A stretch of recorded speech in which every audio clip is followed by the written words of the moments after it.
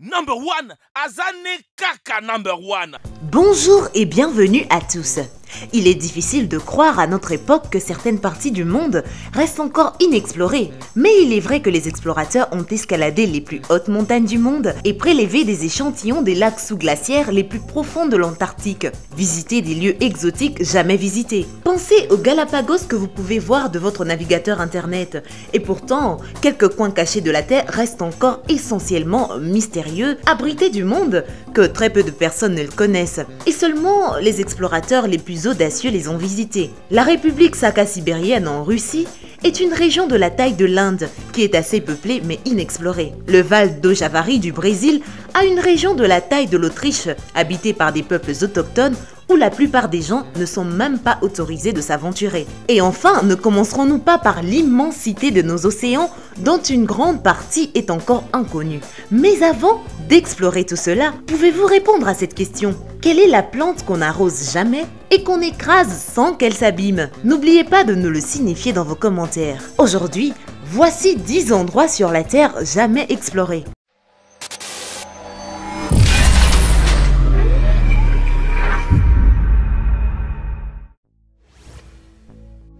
Et surtout, n'oubliez pas d'aimer et de vous abonner pour ne rater aucune de nos vidéos. Au numéro 10, le Val do Javari du Brésil. Le Val do Javari est l'un des plus grands territoires autochtones du Brésil. Dans cette région où vivent au moins 14 tribus amazoniennes, c'est l'un des endroits les plus retirés du monde. En Amérique du Sud, Val do Javari est l'un des endroits les plus isolés du monde. L'endroit chevauche les frontières du Pérou, le Brésil et la Bolivie, et elle constitue une frontière inexplorée. C'est là que vivent environ 2000 personnes. En effet, des tribus isolées du monde vivent dans cette région de la taille de l'Autriche, séparée du gouvernement brésilien. Le droit de vivre dans l'isolement est protégé par un organisme fédéral chargé d'empêcher les étrangers d'envahir les territoires indigènes. Et vous ne pourrez pas y aller même si vous le vouliez. Au numéro 9, la République de Sakha en Russie. La République de Sakha est un pays de la Russie et elle est assez vaste et couvre environ 20% de la Russie. Une grande partie de celle-ci est isolée directement au-dessus du cercle polaire arctique. Par comparaison, elle est de la taille de l'Inde, caractérisée par un climat dont les températures sont parmi les plus extrêmes du monde. En janvier, avec des températures de moins 43 degrés Celsius, la plupart des terres sont recouvertes de lichens et de pergélisol, ce qui en fait un habitat de prédilection pour les rennes. L'exploitation minière a des conséquences néfastes sur les régions sauvages préservées de la région. Comme une grande partie est intacte, vous trouverez des beaux sites naturels comme le delta de la rivière Lena qui fait de l'endroit un refuge de prédilection pour les animaux sauvages. La Patagonie du Nord. Le Chili abrite des forêts pluviales tempérées, des glaciers et des sources chaudes. La Patagonie du Nord est l'un des paysages les plus sauvages du Chili. Elle propose un mélange kaléidoscopique de paysages lointains et indomptés qui raviront bien des sens. Avec leurs paysages époustouflants, le General Carrera Lake et le parc national Laguna San Rafael et bien d'autres sites. Si vous devez vous rendre dans le nord de la Patagonie au Chili, vous découvrirez une faible densité de la population et des paysages sauvages et des autoroutes paysagères ne les ont rendus accessibles que récemment. Ici, la nature est en grande partie intacte. Vous y verrez le glacier de la Patagonie septentrionale qui est l'un des plus grands hors des régions polaires. Seuls les voyageurs les plus aventureux se rendent dans cette région qui vaut la peine d'être visitée étant donné qu'elle est en grande partie intacte. Au numéro 7, le Kamtchatka en Russie. Le Kamtchatka se trouve sur la péninsule orientale de la Russie. C'est une région avec de nombreux volcans. Elle comporte plus de 300 volcans, dont l'un est en éruption depuis plus de 20 ans. Une partie de la péninsule est une péninsule longue de 1250 km dans l'est de la Russie, avec une superficie d'environ 270 000 km. Les espèces de saumon dans la région sont les plus diversifiées et c'est aussi l'habitat de l'ours brun, le plus densément peuplé du monde. Cependant, la région a été fermée aux Occidentaux jusqu'à l'effondrement de l'Union soviétique en 1991. Avant cela, seules 400 000 personnes disposaient d'une autorisation militaire, les autorisant à vivre dans le territoire qui a à peu près la taille de la Californie. Au numéro 6, la forêt du Nord, Myanmar. On pourrait penser que les êtres humains ont exploré toutes les forêts sur la Terre, mais étonnamment, il y a une pléthore de forêts subtropicales sur le versant oriental de l'Himalaya qui n'ont pas été explorées. Avec 50 ans de règne militaire répressif, la jungle du pays est bien inconnue pour beaucoup. Cette jungle se trouve au Myanmar et dans la Birmanie. Les forêts subtropicales situées sur les pentes escarpées de l'extrême de l'Himalaya sont pratiquement épargnées par les activités humaines. Au plus profond de leur forêt, dans l'état du Kachin, dans la vallée Ukang, se trouve la plus grande réserve du tigre au monde. Détachée de la fuite du temps, épargnée par l'industrialisation et le tourisme, selon les rumeurs, certaines des créatures les plus menacées ou les plus vulnérables au monde y vivraient, y compris les éléphants d'Asie, la panthère nébuleuse et l'ours des cocotiers. La forêt elle-même est composée des pins, des rhododendrons et d'une mixture des prairies alpines.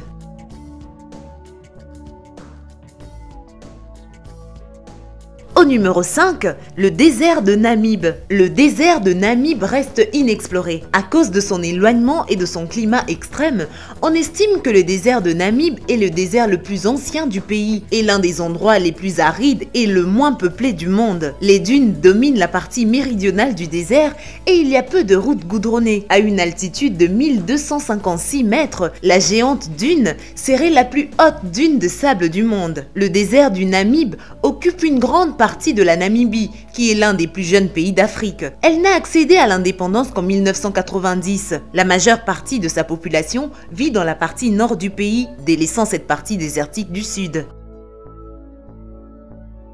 Au numéro 4, le parc national Fiordland. La Nouvelle-Zélande est l'un des endroits les plus reculés du globe. Le sud-ouest de la Nouvelle-Zélande abrite certains des paysages les plus hostiles et les plus époustouflants de la planète. Fiordland est une étendue de terrain montagneux qui occupe le sud-ouest de l'île. En Nouvelle-Zélande, c'est l'une des terres les plus stupéfiantes de la Terre. Et ce n'est qu'au sommet d'une falaise qu'une personne peut comprendre cette structure. Le parc national de Fiordland est formé par les glaciers et renferme certains des plus vieux rochers du pays. Le vaste désert abrite une diversité unique d'animaux, comme le takae, un oiseau indigène incapable de voler qui aurait disparu depuis des décennies jusqu'à ce qu'il ait été redécouvert dans le parc en 1948, et le kakapo, l'unique oiseau au monde qui ne vole pas. Les 12 500 km² du Fiordland font partie des terres les plus sauvages de l'hémisphère sud.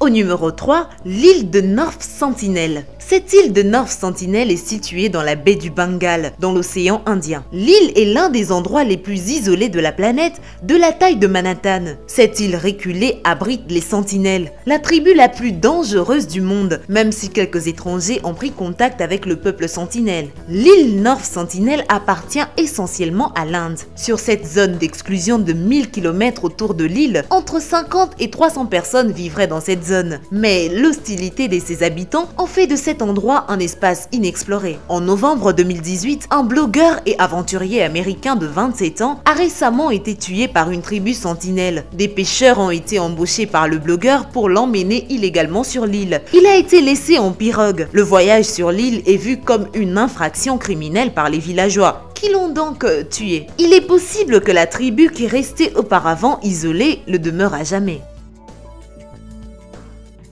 Au numéro 2, la forêt amazonienne. La forêt amazonienne recouvre une grande partie du nord-ouest du Brésil et s'étend jusqu'en Colombie, au Pérou et d'autres pays d'Amérique du Sud. La plus grande forêt tropicale du monde est réputée pour sa biodiversité. La forêt est traversée par des milliers de rivières et notamment l'Amazone et des villes avec une architecture gothique du 19e siècle qui comprend les Manaus et le Belém du Brésil et ainsi que Puerto Maldonado en Amazonie. La forêt tropicale du monde est d'environ 550 millions d'hectares. En raison de son étendue, une partie de celle-ci est encore inexplorée. Elle possède bien sûr une biodiversité incroyable et des espèces rares à explorer. Il pleut toute l'année en Amazonie, d'où son titre de forêt pluviale. Mais cette pluie constante entraîne des inondations qui rendent difficile la traversée de l'Amazone par le fleuve. C'est peut-être une bonne chose. En effet, elle abrite une multitude d'animaux mortels, des grenouilles venimeuses, en passant par les piranhas et les anacondas.